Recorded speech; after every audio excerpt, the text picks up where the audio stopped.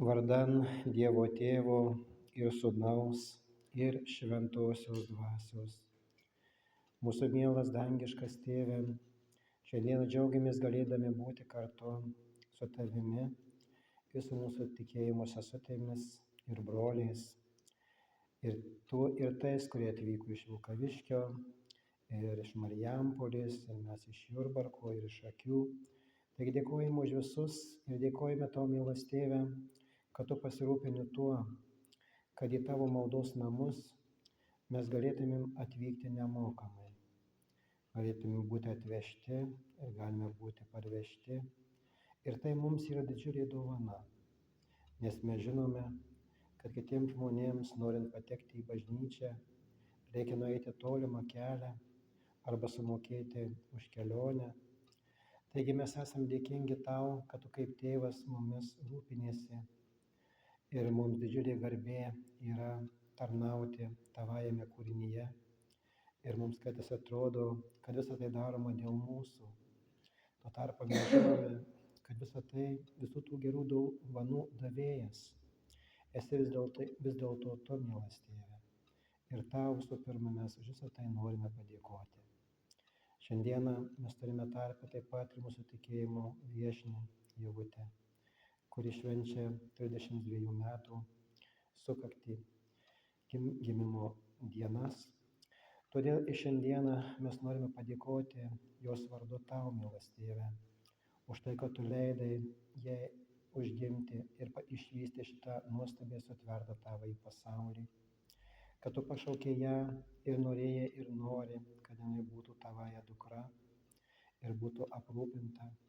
Ne vien tik tai materialiai, bet taip pat ir duona iš dangaus ir dvasiškai. Esam dėkingi Tau už jos artimuosius, už mylimą vyrą, kurią mes taip pat šiandieną meldžiame kuo geriausios sveikatos ir kad jų santykiai ateityje taip pat galėtų klestėti gražiąją ir gerąją pusę. Taigi mes norime palinkėti jiems viso gero jiems ir jų artimiesiems, kad Tavoji malonė lydėtų juos visą gyvenimą ir nepaliktų jų netgi amžinybėje. O mums visiems šiandieną suteik išminties, mielas Tėve, kad mes galėtumėm Tavuosius žodžius teisingai suprasti. Mes ir toliau prašome, Tėve, pasirūpink visais, kurie liko namuose ir negalėjo būti kartu su mumis.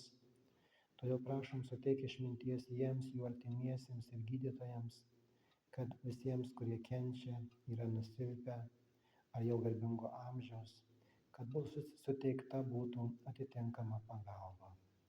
Taip pat ir toliau mes meldžiame dėl taikos pasaulyje ir viso to prašome ir dėkojame Tau, Dieve mielasis, jau iš anksto, Tavo Sūnaus mūsų viešpaties Jėzaus Kristaus vardu. Amen.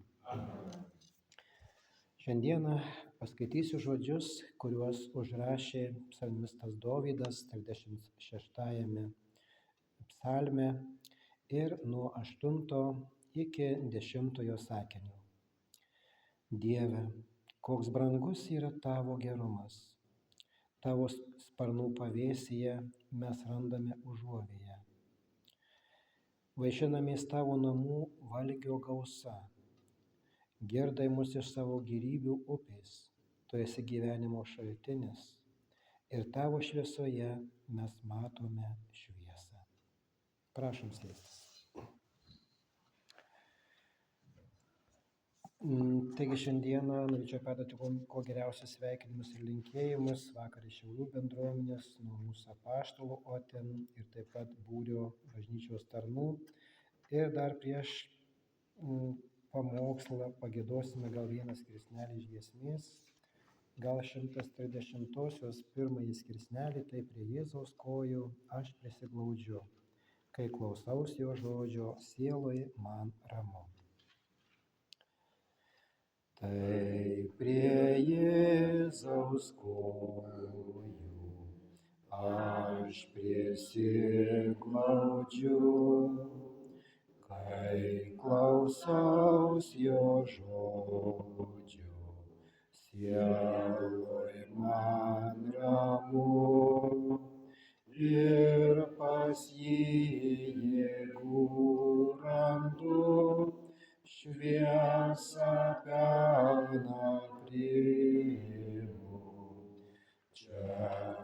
Jėzaus kojų, man miela vieta, kur gyvybės žodis girdimas yra.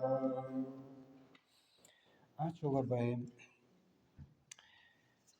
Taigi šiandieną girdėjome gražius žodžius psalmisto Dovydo, kuriuos jisai parašė prieš 1000 metų ir jisai džiaugiasi jau tuomet Dievo gerumu.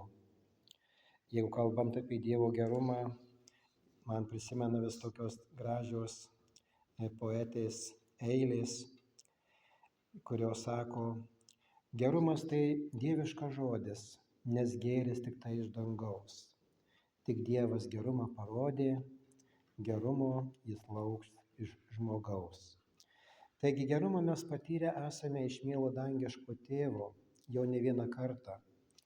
Ir visų pirma, kad jis leido mums šitą pasaulį išvysti. Nes mes turbūt žinom, kad yra nemažai mamų, kurios labai nori į gyvenimą išleisti savo kūdikius, bet deja tos galimybės neturi.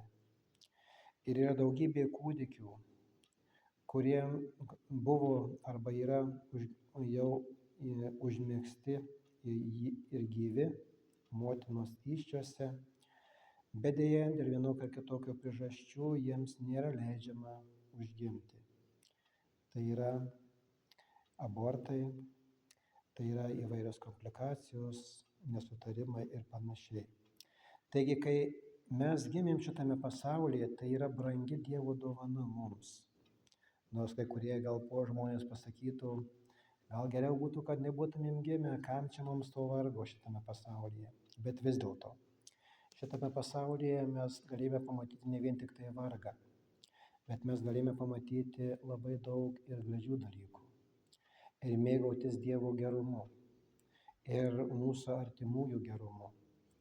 Ir ne viskas taip jau blogai, ir yra klausima kartais ir sakoma, kai žmogus būna blogoje situacijoje ir aplinkui mato vien tik tai blogį arba jo gausumą, tai dažnai klausima yra, tai kokia pasaulyje yra daugiau gėrio ar blogio. Tai reikėtų turbūt pastebėti, kad vis dėlto gėrio pasaulyje yra kur kas daugiau.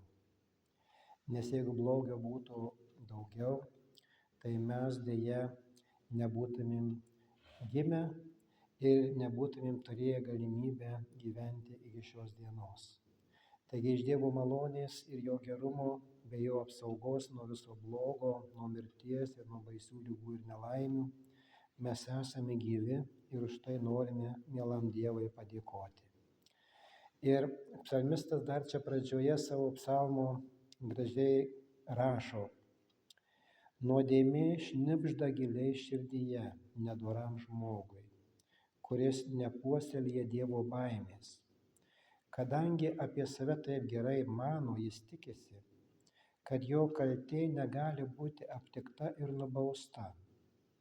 Visa, ką jisai sako, yra pikta ir apgaulinga, nebemoka išmintingai elgtis ir daryti gerą.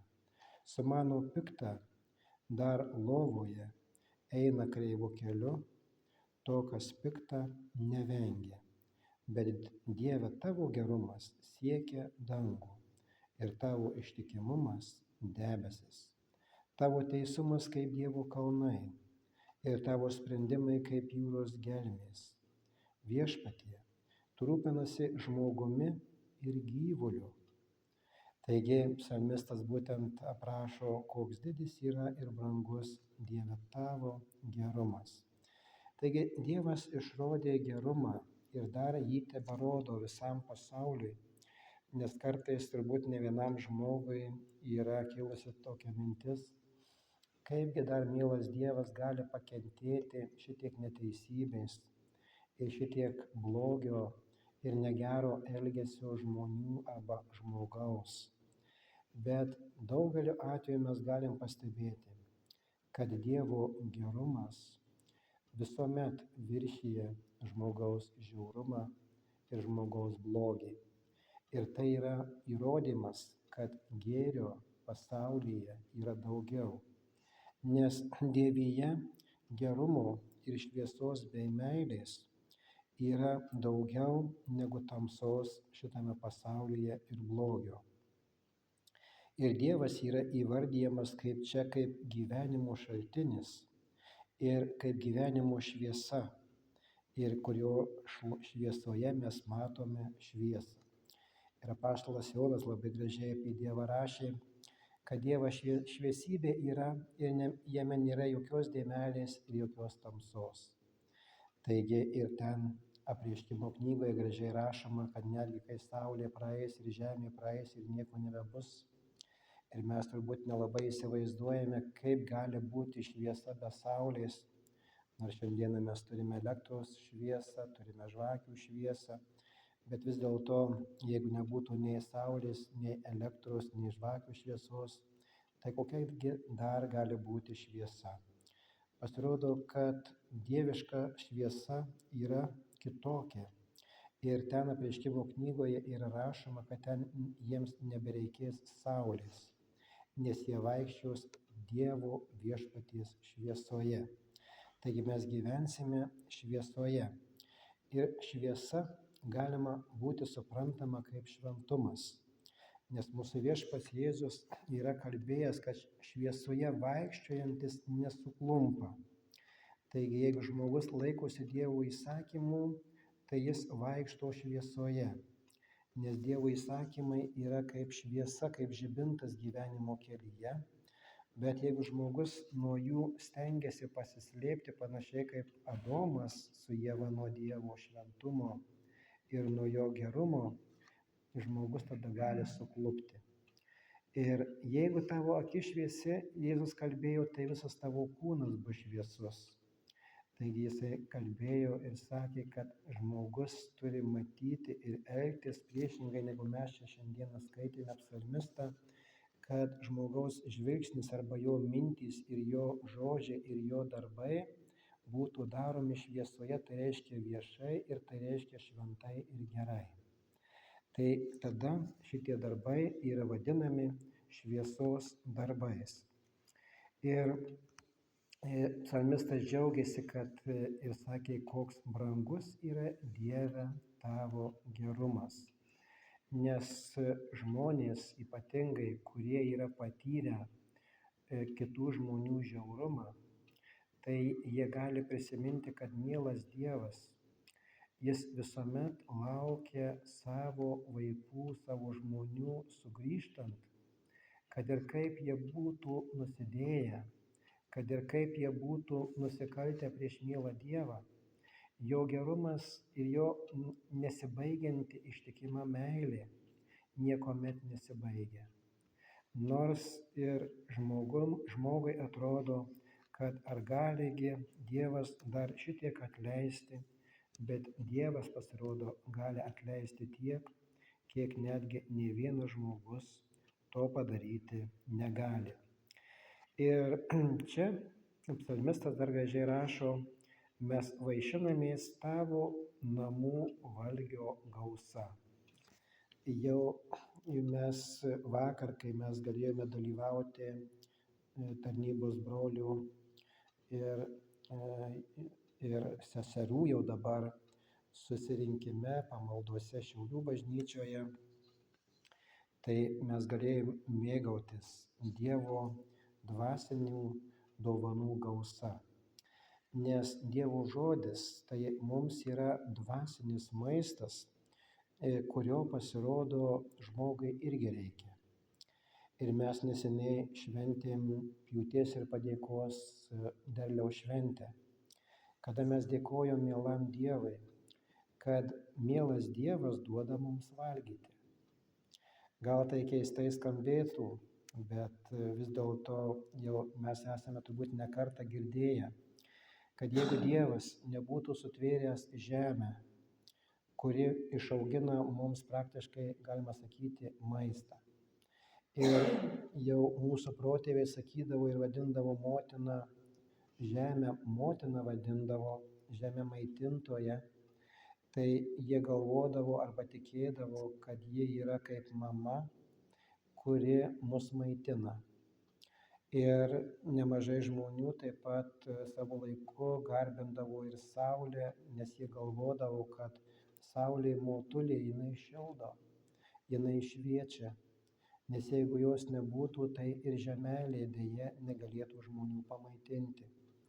Bet jau pirmieji žmonių vaikai žinojo, kad nei žemė, nei saulė iš viso net neegzistuotų ir jų nebūtų, jeigu Dievas tvėrėjas jų nebūtų taip sutvėręs ir sutvarkęs taip, kad juose galėtų, tai yra žemėje, galėtų egzistuoti ir gyventi gyvybė.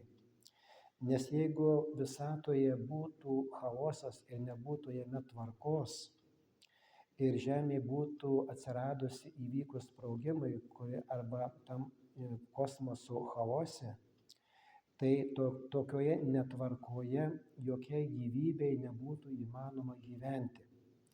Bet Dievas taip sutvėrė šitą pasaulį ir taip sustatė fizikinius dėsnius, kad saulė neišdegintų žmonijos ir augmenijos bei gyvūnijos žemėje, kad netgi žmonija ir visa augmenija būtų apsaugota nuo kenksmingų gyvybei ir sveikatai saulės spindulių. Tik užtektų vieną iš tų, galim sakyti, sąlygų atimti, panaikinti ir žmonija žemėje išmirtų akimirksniu visa. Jeigu nebūtų apsauginio ozono sluoksnio, arba jeigu saulė neskrietų tiksliu atstumu nuo žemės ir taip pat netgi tas pats mėnulis, jisai taip pat turi savo orbitą ir ją skrieja milijardus galbūt jau metų. Ir todėl, jeigu tą tvarką bandytume mes arba kas nors sumaišyti, tai žemėje gyvybė būtų pavojuje ir netgi visa žemė taip pat.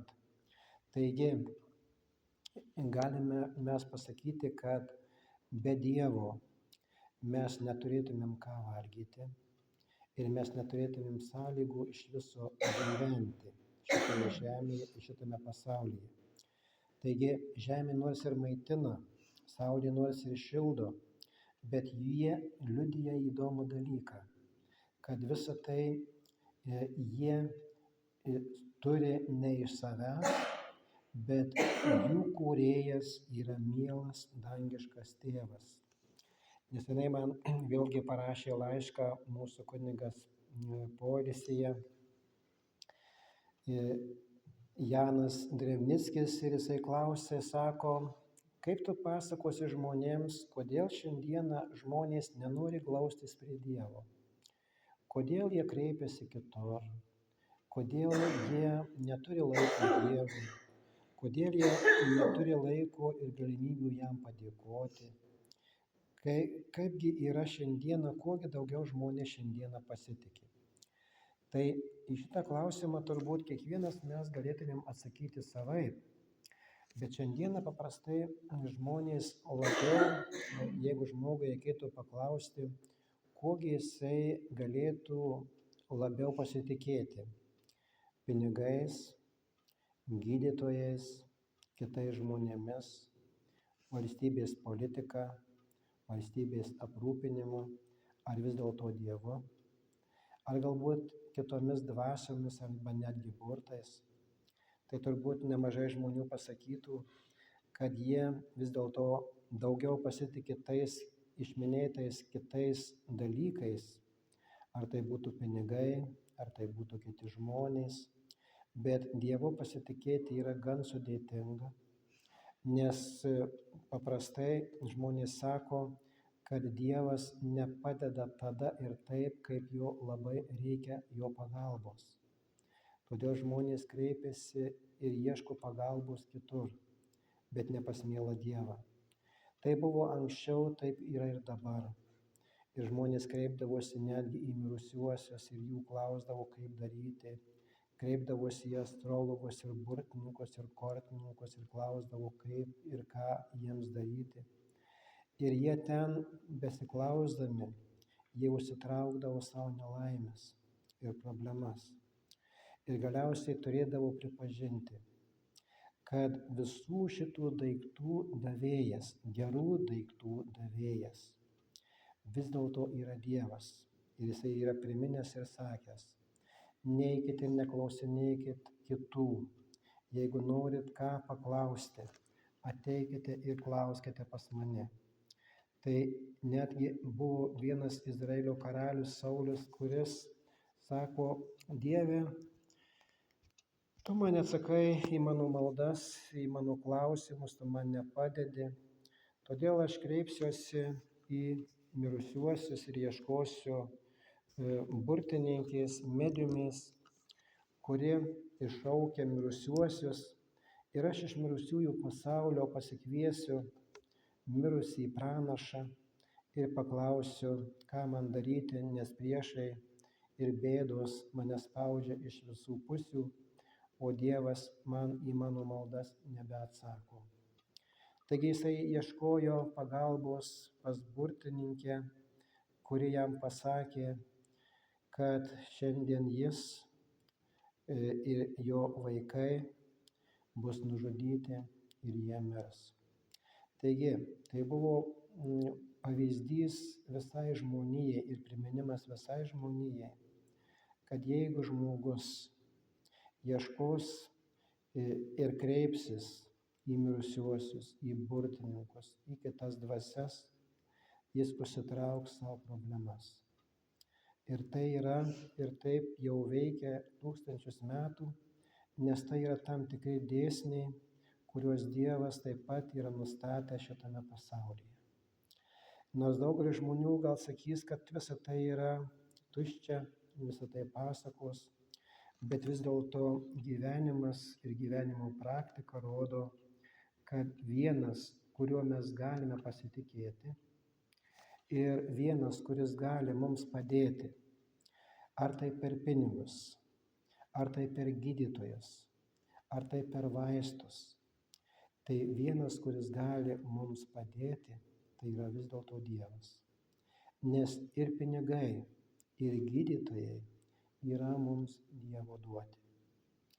Jeigu gydytojai neturėtų galimybės ir vaistininkai neturėtų Dievo duotos išminties ir proto, tai jie nežinotų, kaip žmogų gydyti ir nežinotų, kaip jam padėti.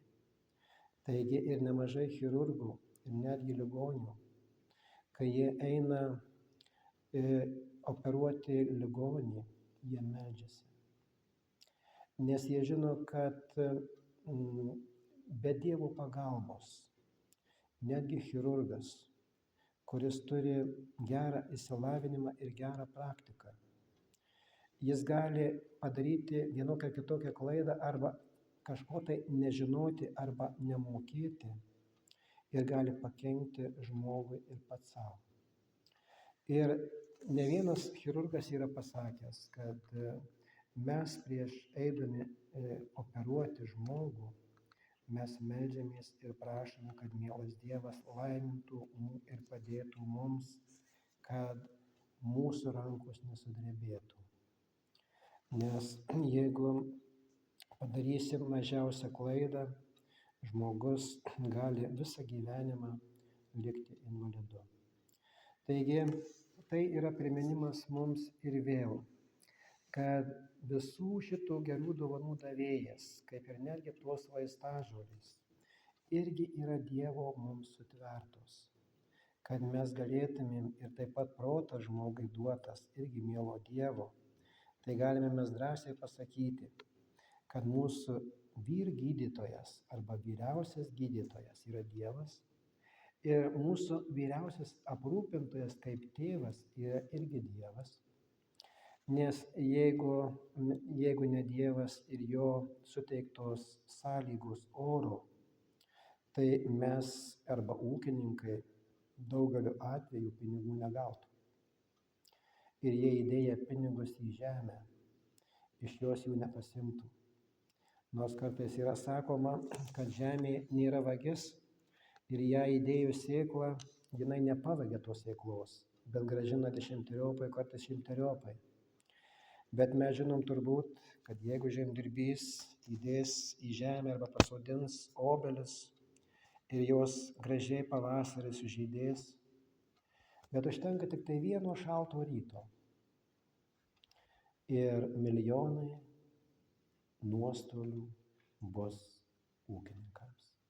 Tiesiog sodo žiedai nušavus ir derliaus jokio nebus. Ir kad ir kaip ūkininkas norėtų pasiimti, pasakyti, štai aš savo darbų susidinau čia obelis, investavau didelius pinigus, sudėjau į žemę ir štai čia aš savo jėgomis visą tai sukūriau ir pragyvenau, tai reikia priminti, kad vis dėlto tu pragyvenai todėl, kad mielas Dievas tau davė protą, davė sveiką kūną ir davė gamtinės sąlygas, kad iš viso to tu galėjai uždirbti pinigėlius. Ir kiti derliai, tai irgi yra labai susiję ir priklausomi nuo mielo dangiško tėvo ir jo formuojamų gamtos dėsnių. Nes jeigu bus didelė sausra arba bus labai lietingas oras, tai daugelis derliaus laukuose jisai gali arba supūti, arba išdžiūti. Ir vėl reikėtų pastebėti, kad jeigu mielas Dievas neduos, žmogus nebepasims. Taigi visi pinigai, kuriuos mes turime mūsų kišenėse, yra jo, tai yra Dievo. Vakar vaikščiojau po mums sugrąžintą mišką ir meldžiausi taip ir sakiau mielam Dievui. Štai, mielas Dieve, aš vaikštau po mišką, kurio aš nesodinau. tą mišką sodino kiti žmonės. Po kurio laiko jis dabar yra paaugęs. Kažkurį laiką mes juo pasinaudojom, mes ten kirtome ir vežėmės į namus malkas. Ir štai ateis laikas, mes tą mišką turėsime palikti. Ir tai yra tavo dovana mums, kurią tu mums davėjai, arba tiksliau sakant, nors mes ten jau ir turim nuosavybę, bet ta nuosavybė yra tokia, galima sakyti, laikina. Šiandien mūsų, rytoj nebe mūsų. Ir vėlgi tą reikia pasakyti, kad ir tas miškas, ir tie pinigai, ir netgi ta šiluma, kurią mes gauname namuose iš tų malkų, vėlgi yra mielo dangiško tėvo dovana mums. Taigi yra už ką Dievui padėkoti, jeigu taip pažvelgi į gyvenimą, į tą dievišką aprūpinimą. Ir štai tą norėjau pasakyti, kad mielas dangiškas tėvas mus sotina ne vien tik tai dvasinę duoną, bet jis aprūpina mus ir pinigais, ir rūbais, ir netgi maistu, ir netgi šilumą, ir šviesa. Visą tai jis mums dovanoja. Ir štai čia rašoma, mes vaišinamės tavo namų valgio gausa. Taigi Dievo namuose ir išvis žemėje, kuri yra, galima sakyti, žmogaus namai, žmogui yra duota labai daug ir labai įvairaus maisto. Ir žmonės gali pasirinkti, ką jie nori valgyti. Ir įvairios tautos turi savo įvairius ten patiekalus, tokius tautinius patiekalus, galbūt vieni mėgsta vienus, kiti mėgsta kitus, vieni valgo tą, kiti valgo aną. Taigi žmonės gali pasirinkti, kokius maistus jie gali valgyti, kiek jų gali valgyti, kada jį gali valgyti. Nes vieni valgo daugiau ryte, kiti per pietus, kiti vakare. Ir jie gali tą daryti, kada tik nori ir kiek tik tai nori. Ir įvairaus maisto yra gausu šitame pasaulyje arba šitoje žemėje ir vandenynuose, ir netgi ore, ir ant žemės, ir po žeme. Taigi maisto įvairovė yra didžiulė, kad žmogus galėtų mėgautis ir nepamiršti, kad visų šitų gėrybių ir vaisių sutvėrėjas yra mielas Dievas. Ir kai mes kartais žiūrime į tą vaisių ir augalų ir gėlių gausumą, tai dažnai susimastom, ir netgi paukščių spalvas ir jų formas, dažnai susimastom, kiek mielam Dievui reikėjo fantazijos, kad šitiek sugalvoti įvairiausių formų, įvairiausių spalvų, įvairiausių kvapų ir formų ir grožio šitą pasaulį. Tai yra jo išmintis arba jo talentas, talentų gausa yra tiesiog neįsivaizduojamai didelė.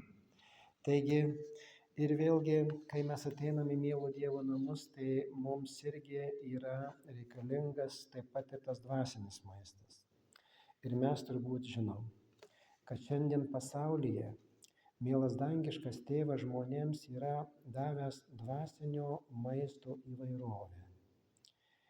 Kokio tik tai šiandien mes dvasinio maisto neragaujam. Yra šalių šiandieną, kurios išpažįsta vieną tikėjimą ir kiti mėgaujasi filosofiją, jiems tai yra įdomu. Kiti mėgaujasi mediciną, nes daugelis mokslų vis dėlto tai yra tam tikra prasme dvasinis maistas. Tai yra žinios.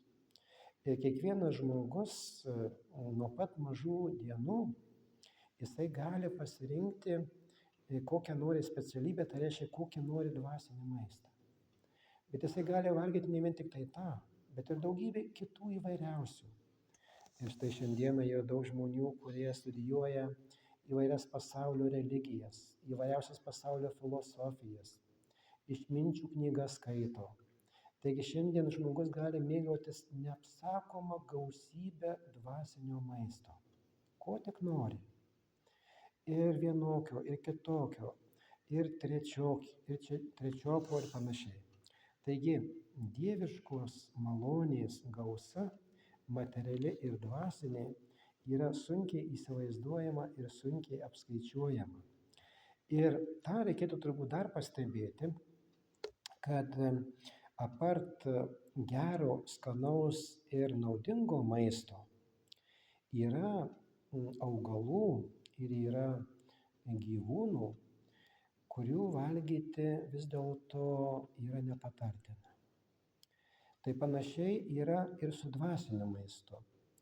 Kai kuris dvasinis maistas pasirodo, nors jisai būna labai gražiai atrodantis, nes nemažai yra žmonių, kurie susidomi ezoterinę duoną, galima taip sakyti, ezoteriniais mokslais, tai yra burtininkavimai visokiausių rūšių ir taip toliau. Labai daug moterų ir vyrų yra labai žingeidžių. Ir jie nori sužinoti labai daug ir įdomių dalykų. Ir ragauja tą, galima sakyti, uždraustą vaisių, kuris deja atneša nelaimes. Ir yra tokio maisto ir jo yra nemažai. Ir šiandieną šitas maistas, tas, galima sakyti, nuodingas maistas, yra lengvai prieinamas. Ir žmonės šiandieną gali skaityti burtininkavimo knygas, kas tik nori, kiek tik tai nori, įvairias magijas ir taip toliau. Ir jomis gali mėgautis, yra žmonių, kuriems tas maistas yra labai skanus. Ir todėl yra taip gan įdomiai sakoma, kad dėl skonio nesiginčijama. Bet jeigu tas dvasinis maistas vienam ar kitam žmogui kenkia, tai yra panašiai kaip su cigaretėmis ir su jos dūmais. Vienam žmogui galbūt, kurisai rūko cigaretės dūmas yra skanus. Bet kitam žmogui, kuris nerūko, būti su tuo žmogumi šalia yra nuodijimasis. Ir yra sakoma dar, kad tas žmogus, kuris rūko, tai tam žmogui mažiau kenkia negu tam, kuris nerūko, bet yra šalia to žmogaus. Kai vaikystėje dar tekdavo dirbti sandėlyje, kolūkio laikais dar, tai ten būdavo vyrų, kurie daug rūkydavo. Ir man tai būdavo sunku būti tame darbe, kai tiesiog būni dūmuose ir tai tiesiog trūksta deguonies, kvėpuoti, tai nėra malonu. Bet tiem žmonėms, kurie rūko, jiems tai mažiau galbūt kenkia ir jiems tai yra visai normalu. Ir panašiai yra ir dvasiniuose dalykuose, kad kai kuriems žmonėms, kurie mėgaujasi vienokiu ar kitokiu maistu, jiems tas maistas patinka, nes gali atnešti jiems dar taip pat ir naudos. Bet kitiems žmonėms tas maistas kenkia. Ir yra sakoma taip, kad vis dėlto, kaip ir apaštalas Povilas sakė, kad jeigu tu manai, kad valgyti mėsą yra negalima, tai tu jos nevalgyk. Bet jeigu kitas tą mėsą valgo, tai tu pasistenk jam dėl to nepriekaištauti. Arba kitaip tariant, apaštalas Povilas mokino laikytis tam tikros ramybės ir tam tikro sutarimo, kad dėl to, ką valgo kitas žmogus, tai kitam žmogui nebūtinai reikėtų priekaištauti, kad jis tą turi valgyti arba to neturi valgyti. Tai mes turbūt esame nemažai kartų ir išgyvenę dar ir tai, kad kartais šeimoje, kai vyras ir žmona gyvena, tai paprastai, kas patinka žmonai, tai turi patikti ir vyrui, arba atvirkščiai. Kas patinka vyrui, tas turėtų patikti ir žmonai. Jeigu vyrui patinka alkoholis, tai jisai sako, kad ir žmonai turi jis patikti. Bet mes turbūt žinome, kiek konfliktų būna dėl to, kad jeigu žmogus, kuris mato, kad jam šitas maistas patinka, o kitam nepatinka, supyksta ant to, todėl kad jisai jo maisto nevalgo. Bet apaštalas mokė dėl šitų dalykų pasistengti nesiginčyti. Tai panašiai yra ir su įvairiais dvasiniais valgiais, arba netgi, taip tiesiai pasakant, su religijomis, arba netgi su partiniais įsitikinimais. Nes mes žinome, kad ne vienoje šalyje šiandieną yra įvairios partijos ir tarp partijų dažnai kyla nesutarimai ir ginčai, todėl kad vieni laikosi vienų nuostatų, o kiti laikosi kitų nuostatų. Ir čia vėlgi yra konfliktai neišvengiami. Ir mes skaitome, kad daug religijų buvo ir yra, kurie yra irgi, galima taip pasakyti, kad jie taip pat yra toksai dvasinis maistas. Ir dėl jo mes žinome, kad yra buvę ne vieni karai, būdavo daug nesutarimų, nes vieni žmonės mano, kad jų tikėjimas, arba jų mokymas, arba jų šventas raštas tai yra gyvybės duona, skaniausia duona. O kiti galvoja atvirkščiai, kad jų duona yra teisingiausia ir skaniausia. Ir ar yra tas maistas, tokia duona, kuri būtų tinkama viso pasaulio žmonėms? Tai turbūt galima būtų pasakyti, kad jeigu mes atrastume tokį dvasinį maistą, kuris tiktų visai žmonijai, tai būtų labai gerai. Tai daug mes esame girdėję, kad jeigu visai žmonijai patiktų 10 Dievo įsakymų, tai yra ta dvasinė duona, kuri yra skani, kuri yra labai naudinga ir labai sveika organizmui ir visuomenės dvasiniam gyvenimui, visam žemės žmonių gyvenimui, ji yra sveikiausia duona. Bet mes turbūt žinom, kad daug žmonių sakytų, kad šita duona jiems yra atsibodusi ir jeigu jie ją valgytų, tai jie tiesiog sukūstų arba jiems vien tokios duonos yra per mažai. Jiems reikia mėsos, taigi jiems reikia stipresnio maisto. Ir mes turbūt prisimenam, kai žydų tauta keliavo dykumoje ir Dievas juos maitino duona iš dangaus mana, tai jie sakė, mums atsibodo ta tavo duona. Tas pats nuo ryto iki vakaro ir visas dienas vien tik tai ta duona. Tai vėl jie prašė, Dieve, duok mums mėsos. Ir Dievas davė jiems mėsos. Tai ir šiandieną yra panašiai kalbama ir galima iš dalies ir suprasti, kad jeigu mes pastoviai valgytume dvasinę duoną, tai reiškia, jeigu mes nuo ryto iki vakaro namuose girdėtume vien tik tai maldas ir Dievo žodžius, tai mums Dievo žodis atsibostų.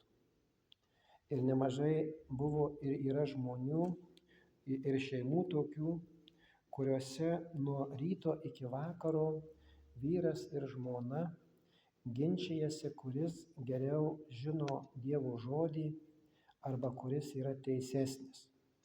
Taigi anksčiau ar vėliau visą tai atsibosta. Ir todėl mielas dangiškas tėvas vis dėlto žinojo, kiek žmogui reikia ir kada žmogui reikia. Tos dangiškos duonos, tos dvasinės duonos ir tos materialios duonos. Tai mes turbūt vėl žinom, kad žmogus paprastai be maisto, be kasdieninės duonos, kuri mums visiems turbūt patinka ir jinai kaip būtų įdomu, gal ar keista, mums gyvenime valgyti duoną neatsibosta. Nors yra žmonių, kurie sako, mes duonos nevalgom, visokių žmonių yra, bet vis dėlto didžiajai daugumai žmonių duona neatsibosta ir apie duoną yra labai įdomiai pasakyta kasdieninė duona. Ir mes, kai meldžiamės maldoje Tėve mūsų ir sakome, kasdieninės mūsų duonos duok mums ir šiandieną. Tai reiškia, kiekvieną dieną mes galime ir norime valgyti duoną. Tuo tarpu Dievo žodžio pasirodo žmogui kiekvieną dieną nereikia. Arba reikia jo tik tai nedidelėm formom. Ir be abejo, jeigu žmogus yra dvasingas, tai yra žmonių, kurie sako, nėra nei vieno ryto, nei vienos dienos ir nei vienos nakties arba vakaro, kurį aš nepaskaityčiau Dievo žodį arba kurį aš nesimelščiau. Taigi daugelį žmonių dar, galbūt daugelį arba mažesnėje daliai, nežinau kaip, bet vis dėlto dangiška duona arba dvasinė duona yra kasdieninė duona taip pat, kad jos reikia žmogui kiekvieną dieną. Bet vis dėlto žmogus nebus, kaip apaštalas Povilas sakė, melskitės be paliovimo. Žmogus nebus per visą dieną ir naktį tas, kuris meldžiasi. Nes jam reikia dirbti, jam reikia pasirūpinti savo šeima, savo namais ir panašiai. Todėl pasirodo, kad to materialaus maisto žmogui vis dėlto arba didžiai žmonijos daliai reikia vis dėlto daugiau negu dvasinio. Ir nebereikalo Dievas taip jau yra sutvėręs pasaulį ir nustatęs tam tikrą tvarką, kad 7 dienas, tai yra 6 dienas žmogus turi dirbti arba gali dirbti, bet 7 dieną jisai turi ilsėtis arba atrasti laiko, kad žmogaus dvasia neperaugtų. Nes žmogui reikia, jeigu ne vienokio, tai kitokio dvasinio maisto. Ir kad jis būtent tą sekmadienį arba šeštadienį, kaip kiti švenčia, jis rastų laiko savo kūnui duoti dvasinės atgaivos. Kartais netgi paprastas poilsis yra dvasinė atgaiva, nes žmogui poilsis reiškia labai daug. Kada žmogus gyvena tam tikroje įtampoje visą savaitę, tai jam vis dėlto reikia tos dvasinės duonos, kad tą dvasinį išsekimą arba išsekinimą arba išalkimą truputėlį pasotinti. Tai nemažai žmonių, kurie dirba sunkų psichologinį darbą, kai jie grįžta į savo namus, tai paprastai jie pasileidžia kažkokią tai tokią relaksacinę muziką, ramią muziką. Kai kuriem reikia pabūti tyloje truputėlį, pabūti savyje su savimi, kad žmogus galėtų truputėlį pailsėti arba atsigauti, nes jisai yra dvasiškai pavargęs ir dvasiškai išeikvotas. Todėl jam reikalinga yra ir dvasinis maistas, ir dvasinė atgaiva arba dvasinis pasistiprinimas. Tai kai žmonės pareina iš sunkaus darbo, tada jie užsiima kažkokią tai kitokią veiklą. Kartais netgi fizinis darbas yra kaip dvasinė atgaiva, kada žmogus psichologiškai išsekintas per dieną, jisai pradeda dirbti netgi paprastus žemės darbus, netgi ravėti lysves, kažkokias tai augalus, tai žmogui yra tam tikra atgaiva ir poilsis. Kiti randa kitose būduose, kitose muzikose arba kitose knygose arba įrašų klausimuose ir panašiai. Kiekvienas žmogus susiranda savo patinkantį dvasinį maistą. Taigi žmogui reikia taip pat ir to dvasinio maisto, vieniems daugiau, kitiems mažiau, kad žmogus vis dėlto neaugtų. Ir Dievas yra sakęs būtent, kad jis yra kaip gyvenimo šaltinis. Ir čia psalmistas labai gražiai rašo: tu esi gyvenimo šaltinis ir tavo šviesoje mes matome šviesą. Taigi Dievas yra įvardyjamas kaip gyvybės šaltinis. Ir kai Jėzus buvo prie Samarijos ir ten prie to šulinio atėjo moteris iš Samarijos, ir Jėzus prašė jos duoti jam atsigerti vandens, tai jisai būtent minėjo jai, kad vandenį, kurį jisai duos, tai jis bus versme gyvybė trykštančio iš žmogaus į amžiną gyvenimą. Ir kad būtent jis ir tas vanduo yra vadinamas gyvybės arba tas vadinamas gėlas vanduo, kuris teikia gyvybę ir gyvenimą. Ir Dievo žodis dar Senajame testamente gražiai rašo, kad žmonės kasa šen ir ten šulinius, kurie neduoda gyvybės vandens arba gėlo vandens. Tai Dievas sako: ateikite pas mane ir semkitės iš manęs kaip iš gėrybių šulinio, iš gyvybės vandens šulinio. Tai jūsų siela bus pasotinta ir žmogus galės atsigerti. Nes mes turbūt žinome, kad yra vandenų, panašiai kaip jūros vanduo, kurio žmogus vis dėlto negali gerti ir negali atsigerti. Taigi vanduo turi būti gėlas ir kad jis atneštų gyvybę. Taigi Dievo žodis yra šventas ir būtent jisai teikia žmogui gyvybę ir gyvenimą ir žmogų atgaivina. Ir netgi tas pats psalmistas Dovydas rašė, kad mano siela trokšta gyvojo Dievo, taip kaip elnias ištroškęs siekia ir ieško šaltinio vandens, gryno šaltinio vandens. Taigi jam Dievo žodis buvo kaip gyvybės vanduo, apie kurį taip pat ir Jėzus kalbėjo. Ir mums Dievo žodis yra tas, kuris teikia mums atgaivą. Ir štai čia dar yra sakoma, kad tavo šviesoje mes matome šviesą. Taigi jau mes skaitome Jono Evangelijoje, kad jisai kalbėjo apie Jėzų kaip apie šviesą, kuris atėjo į pasaulį ir primena dar, kad pasaulis šviesos nenorėjo, nes jis gyveno tamsoje, tai reiškia nuodėmėje. Ir kai Jėzus atėjo, tai jis parodė žmonių nedorumus ir žmonių nuodėmes ir šėtono baisumą. Ir kai jisai visą tai parodė, tai galėjo žmonės pamatyti būtent tai, ko jie niekuomet nematė. Kai Jėzus atėjo kaip šviesa į šitą pasaulį, tai žmonės pirmą kartą gyvenime pamatė, kad ligos, kurios buvo žmonėse sukeltos, jos buvo sukeltos piktųjų dvasių arba tiesiai sakant velnio. Dar ir šiandieną mokslininkai tos žinios neturi, kad ligas mūsų kūnuose sukelia velnias. Jėzaus šviesoje tik tai galima tą pamatyti, pasirodo. O kol Jėzus neatėjo ir neapšvietė žmonių, jie to nežinojo. Ir jie sakė, kasgi šitas žmogus yra, kad ir dvasios, ir ligos, ir velniai jo klauso ir bijo. Taigi iki Jėzaus to niekas nematė ir niekas to nežinojo. Bet šitoje Jėzaus šviesoje žmonės pamatė tai, kas buvo tamsa ir kas buvo ir šiandieną dar yra paslėpta nuo žmonių. Taigi Dievo žodžio šviesa mums apšviečia būtent tai, ko netgi ir šiandieną šių dienų švietimo sistema dar neapšviečia, dar nežino.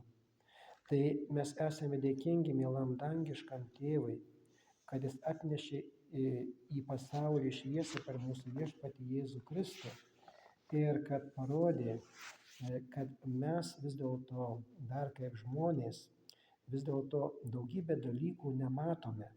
Kaip ir Jėzus sakė, jie turi akis, bet nemato, jie turi ausis, bet negirdi.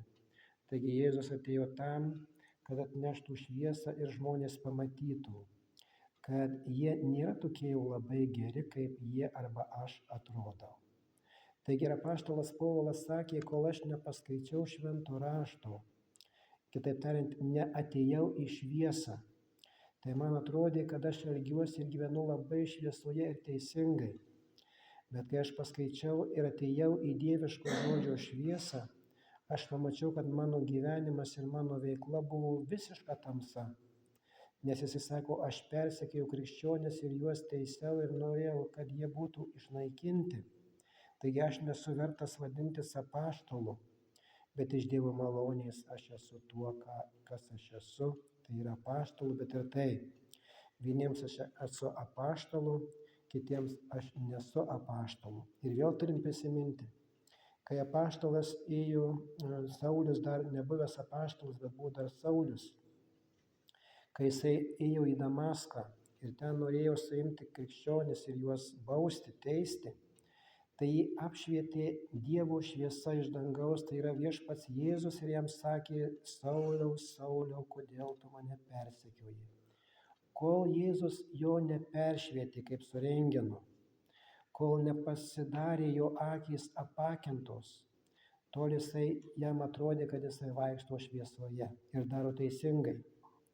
Taigi nemažai šiandieną žmonių, jie galvoja, kad jie gyvena ir elgiasi teisingai. Bet tik tai Jėzaus šviesoje ir jam apšvietus mes galime pamatyti, kad mes vaikščiojam dar vis dėlto tamsoje. Ir kad mes vis dėlto daugybę dalykų dar nematėm, nepastebėjom ir nesupratom. Taigi mes esame dėkingi mielam dangiškam Tėvui, kuris apšviečia mus ir parodo mus, kokie mes esam, ką mes darom ir kur mes einam. Taigi mes dėkojame, mielas dangiškas Tėve, tau ir meldžiame, jeigu tu matai, kad mes einame ne ten, kur reikėtų eiti. Ir jeigu mes sakome ne taip, kaip reikėtų sakyti, tai nušviesk mums kelią, suteik mums išminties ir nušviesk mums protą, kad mes galėtumėm eiti tuo šviesos keliu, kuris veda į amžiną gyvenimą, į džiaugsmą ir ramybę bei teisumą. Viso to meldžiame ir dėkojame tau, Dieve mielasis, tavo sūnaus mūsų viešpaties Jėzaus Kristaus vardu. Amen.